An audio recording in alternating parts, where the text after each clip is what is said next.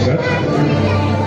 মনীষার পক্ষ থেকে পদাতিক মঞ্চের সামনে উপস্থিত সমস্ত দর্শকদের জানাই প্রীতি, শুভেচ্ছা এবং অভিনন্দন। এখন আমরা মনীষার পক্ষ থেকে পরিবেশন করব একটি শ্রুতি নাটক। মূল নাটক ডাক্তার অমিতাভ ভট্টাচার্যের ভালোবাসা নাটক অবলম্বনে শ্রুতি নাটক আকাঙ্ক্ষা। চরিত্রে আছে কণা, দীপক এবং মনোজ। প্রযোজনায় মনীষা। এই নাটকটি পরিচালনা করেছেন শিবানী হালদার। শুরু হচ্ছে আজকের শ্রুতি নাটক আকাঙ্ক্ষা। আমি জানতাম আমাদের কারখানার শ্রমিকদের এই সফলতার খবর কারখানায় কারখানায় ছড়িয়ে পড়বে। সর্বত্র শ্রমিকরা বিক্ষোভে ফেটে পড়বে। ইস, কি গাল ভরা উক্তি! শ্রমিক মজুররা হলো সভ্যতার কারিগর, অথচ তাদের ঠাঁই খোলা আকাশের নিচে, ফুটপাতে, পলিথিনের নিচে, আলো বাতাসহীন বস্তিতে। আর তার ভিতরে বাস করছে কতগুলো অর্থনগ্ন কঙ্কালসার জীবন্ত মানুষ। ওদের যেখানে থাকা সেখানেই খাওয়া, সেখানেই ঘুমানো, এই এক জায়গায় জীবনের সমস্ত প্রয়োজন মেটানো। তাই ওর বেশি ভাবতেও পারে না। ওরা ওদের হকের পাওনা দাবি করতেও ভুলে গেছে। সেই ঘুমন্ত শ্রমিকরা আজ জেগেছে, কারখানায় কারখানায় জোট বাঁধছে। কণা, কণা, শুনছো? এই কণা, কোথায় গেলে কণা? আরে কোথায় যে যায়? কি হলো? এত চিৎকার করছো কেন? আরে কি হয়েছে? তোমাকে একটা আনন্দের খবর দিই। জানো, আমাদের কারখানার শ্রমিকদের জয়ের খবর অন্য কারখানাগুলোতেও ছড়িয়ে পড়েছে। এবং এই মুহূর্তে যা খবর তা হলো আমাদের এই এলাকায় প্রায় 20-21টা কারখানায় শ্রমিকরা প্রাণপণ আন্দোলন করছে। আশা করি অবশেষে ওদের জীবনেও একটু স্বাচ্ছন্দ্য আসবে, একটু পেট ভর্তি খাওয়া, নিজেদের মাথা গোজার ঠাঁই হবে। আমার যে কি আনন্দ হচ্ছে না! হ্যাঁ, ওই অন্যের আনন্দ নিয়ে মত থাকো আর কি।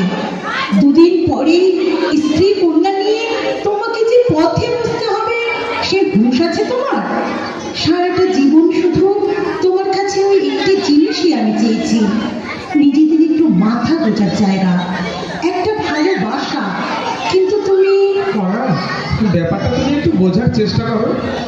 আমার এই অবস্থায় আমি তোমায় কি করে এ বাড়ি কিনে দেবো? এ কি ছেলেরা তোর মোয়া? কিন্তু এই সুযোগ হাতছাড়া করলে আমাদের যে পথে বসতে হবে। মনোজ বাবু আজ সকালে এসে বলে গেলেন, বৌমা হাতে অনেক পার্টি আছে, নেহাত তোমরা বছর 10 ধরে রয়েছ, তাই লাখ-চারেক দিলেই ঘর দুটো তোমাদের লেখাপড়া করে দিয়ে যেতাম। কতদিনই বা আর বাঁচবো? তুমিও তাহলে মনোজবাবু ঠকিলে। আরে মনোজবাবু এ বাড়ি কোনো দিন বিক্রি করতে পারবেন না। এটা ডিসপুটেড প্রপার্টি, আসলে এটা ওটা চাল। আমাদের এখান থেকে তাড়াতে পারলে দ্বিগুণ টাকায় এখানে ভাড়া বসাতে পারবেন। আর আমি যদি বলি এটা তোমার চাল, কি তুমি চাও চিরটা কাল আমরা এইভাবে মুখ খুঁজে পড়ে থাকি, অপরের উপহাস আর সহানুভূতি নিয়ে বেঁচে থাকি?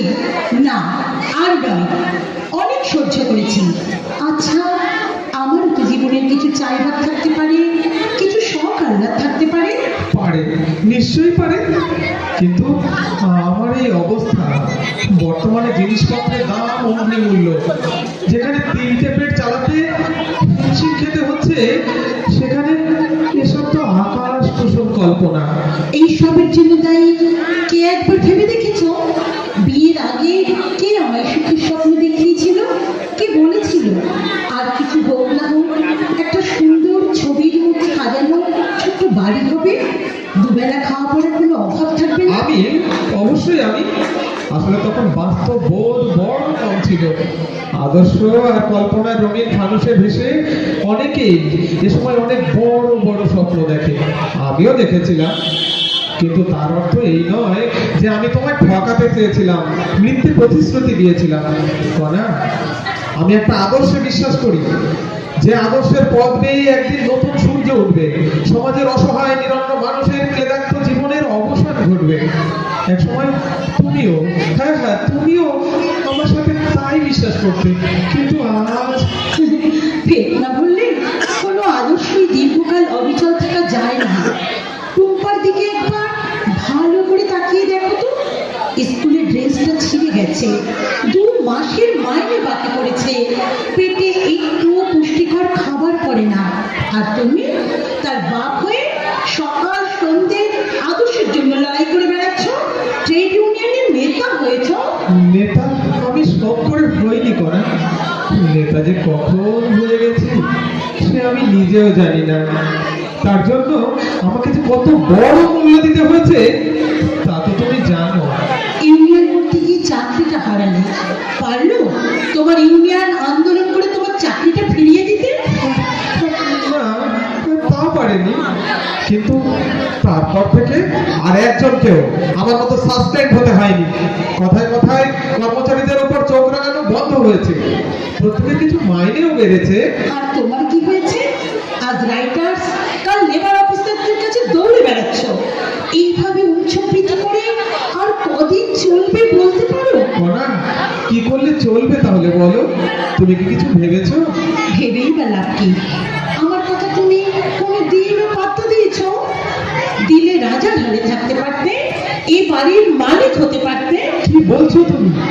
রাজার হালে থাকতে পারতাম? শুধু পারতে নয়, এখনো পারো। হ্যাঁ? তুমি কেন বোঝো না? এভাবে কিছু হয় না। খালি হাতে যাদের বিরুদ্ধে তুমি লড়তে যাচ্ছ তারা তোমার চেয়ে ঢের বেশি শক্তিশালী। তাদের হাতে টাকা আছে, মস্তান আছে, প্রশাসন আছে। যদি তোমার কোনো ক্ষতি করে, কনা, তুমি কি বলতে চাও? পরিষ্কার করে বলো। আমার ক্ষতির কথা তোমায় ভাবতে হবে না। তুমি ইউনিয়ন ছেড়ে দাও। হ্যাঁ? পায়ে পড়ি তোমার। টুকটার কথাটা একটু ভাবো। মনিতার প্রস্তাবটা আরেকবার বিবেচনা করে দেখো। ও ও, সেই জন্য তোমার আজ এত ভাবান্তর। আচ্ছা কনা, তুমি জানো মনোজ বাবু আমাদের কারখানার মালিক শাসমল বাবুর লোক? জানি, জানো? সাতপাল বাবু সারার সঙ্গে মনোজ বাবুর বন্ধুত্ব দীর্ঘদিনের। জেনেও তুমি আমাকে? হ্যাঁ, সব জেনেও আমি তোমাকে টাকাটা নিতে বলেছি। 1-2 টাকা নয়, 4 লক্ষ টাকা। 4 লক্ষ টাকা? শাসমল বাবু তাহলে আমার ভাও বাড়িয়েছে বলো? কি আর কি করো না, মনোজ বাবু বলেছে তোমাকে একটা মুসলিখা লিখে দিতে হবে। তুমি স্বেচ্ছায় ইউনিয়নের সঙ্গে সম্পর্ক ত্যাগ করলে। বাবা, এসব কথা আমার শোনাও পাপ। আমি স্বাধীনতা সংগ্রামী সত্য বিজয় লাহিড়ীর একমাত্র সন্তান, যিনি তার সারাটা জীবন নিঃস্বার্থভাবে দেশের সেবায় উৎসর্গ করে গেছেন। আমিও নেতাজির আদর্শকে বুকে নিয়ে দেশকে নতুন করে গড়ার স্বপ্ন দেখতে গিয়ে 70 দশকের উত্তাল আন্দোলনে হারিয়ে গিয়েছিলাম। যে আদর্শের মোহনীয়তায় তুমি, হ্যাঁ হ্যাঁ, তুমি নিজেও আনন্দিত হয়েছিলে। তুমি তো সেই সময় দীপক লাহিড়ীকে দেখেছো, আজও দেখছো। তাকে তুমি এমন অনুরোধ করছো কি করে?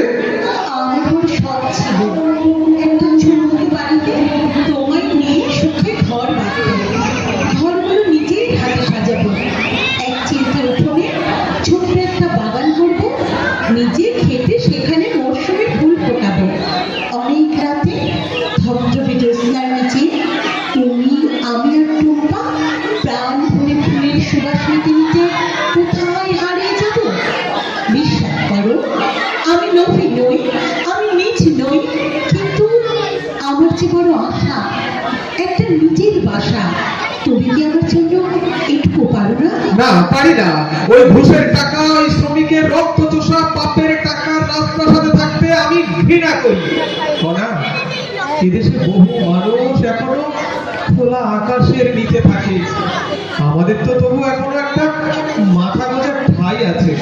এখনো আছে, কিন্তু ভবিষ্যতে থাকবে না। ওই আরেকজন অর্থ পিশাচ মাস পূর্ণ হয়ে 2 দিন পার হবার জন্যে অমনি টাকার তাগিদা, সেখানে 2 মাসের ভাড়া বাকি। এই প্রস্তাবে রাজি না হলে কাকাবাবু 1 মাসের মধ্যে বাড়ি ছাড়তে বলেছে। ছাড়বো, প্রয়োজনে বস্তিতে গিয়ে উঠবো। তবু ওই শয়তান শাসমলের কাছে নিজের মাথাটা বিক্রি করবো না। কনা, কনা, তুমি বুঝতে পারছো না কনা? বুঝতে পারছি, সব বুঝতে পারছি। তবে একটা কথা তুমিও পরিষ্কার ভাবে জেনে রাখো, স্থানে এই অবস্থায় আমার পক্ষে থাকা আর সম্ভব নয়। আমি আজই টুম্পাকে নিয়ে মায়ের ওখানে চলে যাচ্ছি। বড়ই দুঃখের খবর বৌমা, দীপকটা যে এমন করে আচমকা প্রয়োজনে অ্যারেস্ট হবে না বৌমা, আমি এটা ভাবতেও পারিনি। ওর বিরুদ্ধে অভিযোগ? অভিযোগ? কি বলছো বৌমা? অভিযোগ তো অনেক। কনস্ট্রাকশনের মালপত্র রাতের অন্ধকারে পাচার করা, ঠিকাদার লেবারদের কাছ থেকে কাঠমানি খাওয়া, শ্বাসফলকে খুব করে হুমকি দেওয়া, আরো যেন কত কি আছে। না না, বাজে কথা, এসব আমি বিশ্বাস করি না। ও আর যাই হোক কোনোদিনও অসৎ ছিল না। জানি জানি বৌমা, আমি বেশ ভালো করে জানি ও না সত্যি এতদিন ছিল না, কিন্তু তুমি মামুনকে নিয়ে আচমকা চলে যাওয়ার পর এই মাসখানেকের মধ্যে ওর যে কি অধঃপতন শুরু হয়েছিল প্রথম, তাই পাড়ার সবাই বেশ ভালো করে জানে। তুমি জানো রোজ রাতে মদ খেয়ে আর বন্ধুদের নিয়ে বাড়ি ফিরতো, আর তারপর হসপিটাল বইহুল্ল, তোমাকে যে কি বলবো বৌমা। তাহলে আপনি আমাকে খবর পাঠাননি কেন? বলেছিলাম তো বৌমা, আমি দীপককে বারবার বলেছিলাম, কিন্তু ওটা দীপক কিছুতেই রাজি হয় না। হ্যাঁ, আমি জোর করাতে আমাকে গালাগাল করলো। এখন কি হবে? হ্যাঁ, সেটা নির্ভর করছে একেবারে তোমার উপর। তার মানে তুমি চাইলেই দীপক জামিন পেয়ে যাবে। এমনকি ওই কেসটা উদ্যোগ করানোর জন্য আমি ভোজকে মানে আমাদের এই শাসমাল্লার শালাকে বলতে পারি, হাজার হোক ঘরের লোকের বড় বিপদের দিনে আমি কি আর হাত গুটিয়ে বসে থাকতে পারি? তুমি বলো বৌমা। তবে তাই করুন, ওর কোনো ক্ষতি আমি সহ্য করতে পারবো না। তবে আপনাকে কি যে বলবো, আপনি তো সব জানেন। ও আবার অন্যের সাহায্য সহানুভূতি পছন্দ করে না, তাই তো? জানি বৌমা, জানি, বেশ ভালো করে জানি। আরে বাবা, পাশাপাশি 10টি বছর বাস করছি, আরে এই কথা আমি জানবো না? শোনো বৌমা, তুমি হলে গিয়ে এই ঘরের লক্ষ্মী, এমন দুঃসময়ে তোমার তো আর পাগলামি করা চলবে না, তাহলে তো সংসারটাই বুঝে যাবে। বোঝাও তুমি দীপককে ভালো করে বোঝাও। আরে বাবা, তুমি তো তার স্ত্রী নাকি? ঠিক আছে কাকাবাবু, ঠিক আছে, দেখছি তাহলে কি করা যায়। কাজের কথায় আসে বাবা, দীপকের হয়ে লিখিত বুঝে লেখাটা তুমি দেবে।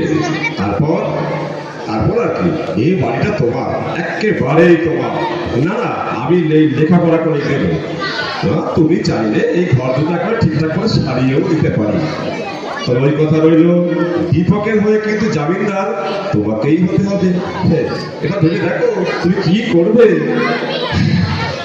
অনেকদিন তো ভাবলাম, আর নতুন করে কিছু ভাবতে পারছি না। আপনি শাসমালবাবুকে বলে দীপককে ছাড়াবার ব্যবস্থা করুন, ওর জন্য আমি সব কিছু করতে পারি। জানি বাবা, আমি বেশ ভালো করে জানি। আরে বাবা, জানি বলেই তো তোমাকে আমি এসে বললাম। তবে বড় চিন্তা করে দিলাম বললাম, এই সপ্তাহ খানেকের মধ্যে এই বাড়ি আমি একেবারে নতুন করে দেবো। তারপর তুমি নিজে গিয়ে দীপককে জেলখানা থেকে ছাড়িয়ে নিয়ে আসবে। তারপর ওদের সঙ্গে কথা বলে দেখি ওই চাকরিটা দীপককে ফিরিয়ে দেওয়া যায় কিনা। ওদের জেলের মধ্যে কি অবস্থায় আছে কে জানে। হে কৃষ্ণ, তুমি কৃপা করো ঠাকুর, তুমি দীপকের মঙ্গল করো, তোমাদের সবার মঙ্গল হোক, সবার মঙ্গল হোক।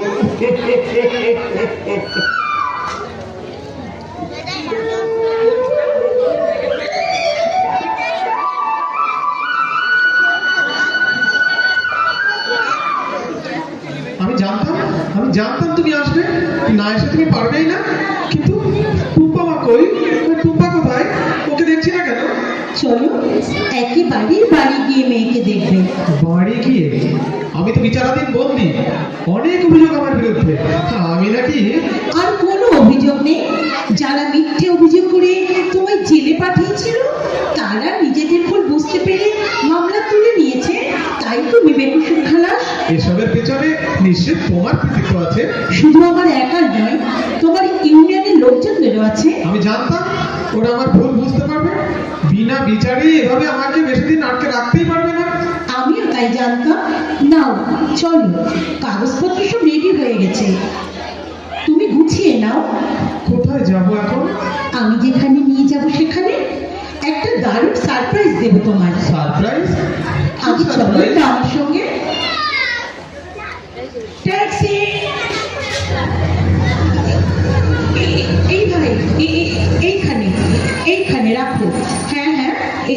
এখানে। এই নাও ভাই তোমার ভাড়া, নাও চলো। তুমি কোথায় নিয়ে এলে আমার? কার বাড়ি? তোমার আমার? তোমার নিজের বাড়ি। আমার দেখো কি সুন্দর পার্পেল কালার করিয়েছি। আমার নিজের বাড়ি? এই রংটা তো তোমার ভারী পছন্দ, তাই না? Purple colour? তারগুলোতে সব কাজ এখনো শেষ করে উঠতে পারিনি, তবে তোমার ঘরটা একেবারে ঠিকঠাক করে সাজিয়েছি নিজের হাতে। এই রাজপ্রাসাদ তৈরি করিয়েছো কার পয়সায়? বলো, কোন পাপের পয়সার বিনিময়ে এই সুখ তুমি কিনেছো? বলো, উত্তর দাও। বলতে যেতে হলো না, 1 মাস জেলের ভাত খেয়েও তোমার চোখ খোলেনি। অত কথা শুনতে চাই না, এই মুহূর্তে উত্তর দাও। মনোজ বাবুর কাছ থেকে মালিকের দেওয়া ঘুষের টাকা তুমি নিয়েছো কিনা? বলো, চুপ করে থাকো না। হ্যাঁ বলো। নিয়েছি, আমার বেঁচে থাকার জন্য এছাড়া আর কোনো পথ খোলা ছিল না, নিয়েছো? নইলে উনি আমাদের বাড়ি থেকে তাড়িয়ে দিতে। তুমি তখন জেলে, তাই আমি ওই ছোট্ট মেয়েটিকে নিয়ে কোথায় যাব, কোথায় থাকবো? তাই তুমি এভাবে আমার মুখে চুনকালি লাগাতে পারলে? শুধু একটা বাড়ির জন্য নিজেকে বিক্রি করতে পারলে? তুমি এত নীচ, এত স্বার্থপর। ঠিক না? ঠিক। আমি তো এটা শুধু আমার জন্য করিনি, করেছি তোমাদের জন্য, তোমার জন্য, আমার জন্য? মাথার উপরে একটু ছাদের জন্য। বেশ কনা, বেশ। তোমার ছাদ তোমারই মাথার উপর থাক। আমি চললাম ওই স্বাধীনদের দলে। এদেশে বহু লোক এখনো বস্তিতে, ঝুপড়িতে থাকে, কিন্তু তোমার মতো মান সম্মান বিকিয়ে দেয় না। তাদের ওখানে আমার নিশ্চয়ই, হ্যাঁ নিশ্চয়ই একটু ঠাঁই হবে। চলি কনা, টুম্পামাকে নিয়ে